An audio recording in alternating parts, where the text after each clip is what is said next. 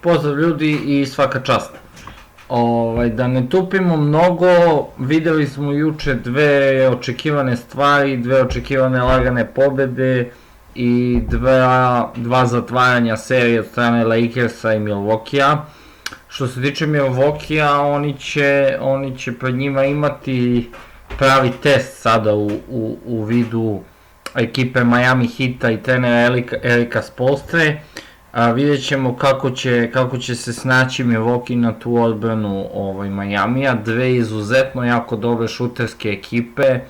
Middleton se malo probudio, ali mislim da će ključ za prolazak Milwaukeea biti limitiranje Gorana Dragića. Dok sa druge strane mislim da Miami ne treba toliko pažnju da obraća na Janisa, zato što će Janis dati svojih 30 poena svakako, svaku utakmicu, nego je bitno da li će Brook Lopez, Middleton i Bledsoe da daju po 15-20 ili će dati po 8 i 12.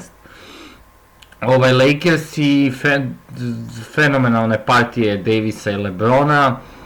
CJ McCollum je pokazao još jednom da je jako underrated igrač.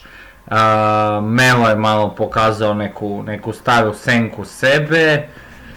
Šta ne mogu da kažem, žao mi je tog Portlanda, izgiboše ljudi da uđu u playoff, ali znao se kogod da uđe, dobit će Lakersa i dobit će šut kartu iz Orlanda. Tako da mislim da ni njima baš nije to neko veliko razočaranje. Što se tiče utakmice Houston-Oklahoma, jako se u brojevima ne vidi toliko prisustvo Russella Westbrooka i koliko je to značajno.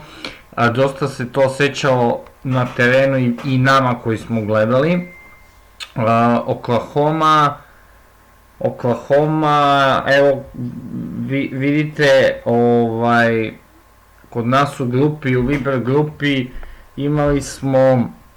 izabrali smo se za Gallinarija Minu zato što je jasno da mu Billy Donovan skraćuje minutažu i znači čoveku pada usage rate iz utakmice u utakmicu, a granica mu ista, 19 pa 19. I to nam je bilo malo čudno, te smo to jako baš pogodili. S druge strane Schroeder 19,5 plus, dao 19 na poluvremenu, toliko je ostao, nekoga iz grupe imao na 18, tako da je prošao, ne mogu baš da se setim ko, par momaka.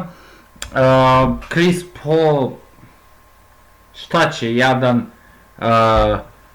ne znam, dosta se previše očekuje njega u toj Oklahomi. Shai Gilgeous-Alexander, dajte mu još godinu, 2, 3 i vidjet ćete o kakvom se igraču radi. Neshvatljiv mi je onaj ejection PJ Tuckera, ali dobro, nećemo sad o tome. Želim još samo da kažem da nije gotovo, jako je 3-2, mislim da može Oklahoma do 3-3, sad teže možda da okrene na 4-3, ali još jednu pobedu mislim da može da uzme Oklahoma. Danas nas očekuje prva utakmica serije Boston-Toronto i mislim da će tu glavnu ulogu u tome ko će pobediti imati odbrana i kontrola defanzivnog, odnosno ofanzivnog skoka.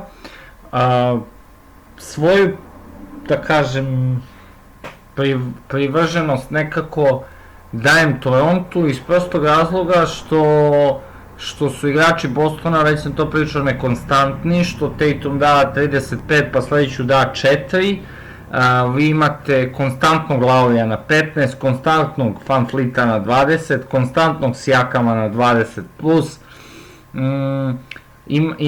imaju dobru podršku sa klupe Baka i Powell, dok sa druge strane klupa Bostona u vidu Semio Želežea i Enesa Kantera, u Bostonu odsustvom Haywarda Smart igra u prvoj postavi, tako da ni Smart nije na klupi. Ne znam, vidjet ćemo. individualno možda gledano dao bih prednost Bostonu, zato što je Tatum najbolji igrač trenutno će biti na terenu, zato što je Kemba stvarno majstor svoje vrste, zato što Smart radi nevjerojatno dobar posao, zato što Jaylen Brown ne igra celu utakmicu, ne igra, nema ga nigdje, a kad pogledate ima 24 poena. Tako da, ne znam, dosta će biti zanimljivo, ali mislim da ukoliko neka ekipa ode na 2-0 da je to gotovo, a od ove utakmice očekujem da bude onako prava odbrambena rapsodija, da bude jako tesna, jako teška utakmica, dok sa druge strane upravo suprotno, Clippers i Dallas, mislim da se danas završava ta serija, mislim da Los Angeles Clippersi u nekom liku i delu Paula Georgea koji se probudio na prošlom meču, koji je danas, dobro imamo u grupi o tome, učlanite se dole u Viber grupu, mi smo svi tamo, dole vam je link Instagram profila da se javljate. Mislim da Dallas uz eventualno šut za 3 poena 70% može nešto da traži, ovako mislim da je to 4-2 večeras i da je to gotovo. I treća utakmica, odnosno poslednja utakmica dana, Denver-Utah, po meni ovako logičnije bih rekao da je to gotovo, da je to 4-2 za Utah, međutim, verujte mi, dobit će Denver zato što je u životu ništa se ne dešava logično.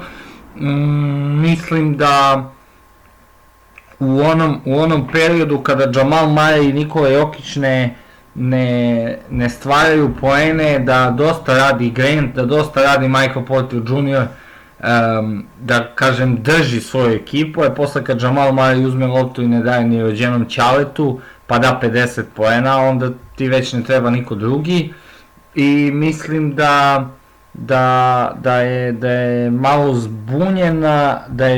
zbunjen Donovan Mitchell u smislu svoje uloge.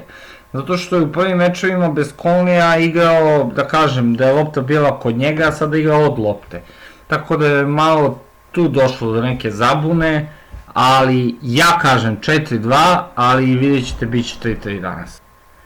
To je to, ljudi, svaka čast svima, svaka čast Dortu koji je za 7 minuta šutnuo 9 puta, koji ne jebe živu silu, svaka čast Russellu Westbrooku koji ima 20% šut iz igre, svaka čast Hardenu koji je ostao za koš u minus, svaka čast Schroederu koji nije dao koš u celom drugom poluvremenu. Učlanite se dole, pišite dole na profil da vas ubacim kod nas u Viber grupu i svaka čast.